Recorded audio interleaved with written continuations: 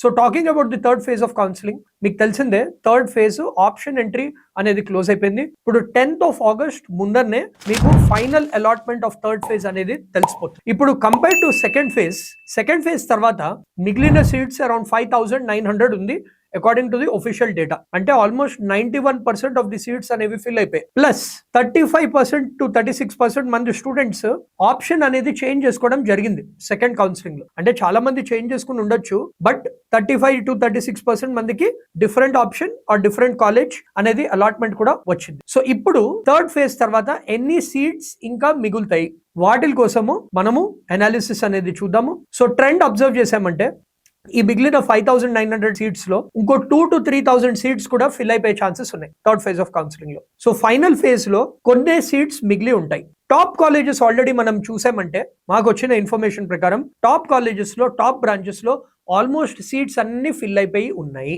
So ఇప్పుడు మిగిలిన కొన్ని సీట్స్ అనేవి థర్డ్ ఫేజ్ ఆఫ్ కౌన్సిలింగ్ లో మీరు అప్లై చేసుకోవచ్చు. ఇప్పుడు థర్డ్ ఫేజ్ 10th నాడు మీకు అలాట్మెంట్ అనేది వచ్చేస్తుంది. 10th లోపలనే మీరు 13th లోపల ఫీజ్ అనేది పే చేయాలి. ఒకవేళ సెకండ్ కౌన్సిలింగ్ లో ఆల్రెడీ ఫీ పే చేసి థర్డ్ రౌండ్ లో కూడా same allotment or same college లో డిఫరెంట్ బ్రాంచ్ వచ్చుంటే మీరు ఫీజ్ పే చేయాల్సిన అవసరం లేదు. హౌఎవర్ మీకు ఒక కాలేజ్ వచ్చింది, దాని fee 1 lakh rupees. Next phase లో మీకు ఇంకో కాలేజ్ వచ్చింది, అది 1.2 lakhs. సో మీరు బ్యాలెన్స్ 20,000 పే చేయాల్సి ఉంటుంది. అదే మీకు ప్రైవేట్ కాలేజ్ లో సెకండ్ కౌన్సిలింగ్ లో సీట్ వచ్చింది, థర్డ్ ఫేజ్ తర్వాత గవర్నమెంట్ కాలేజ్ లైక్ JNTU ఉస్మానియాలో సీట్ వస్తే మీకు బ్యాలెన్స్ అమౌంట్ ఏదైతే ఎక్కువ కట్టారో అది మీకు రీఫండ్ అనేది వస్తుంది. సో ఇది third phase of counselling process for Telangana.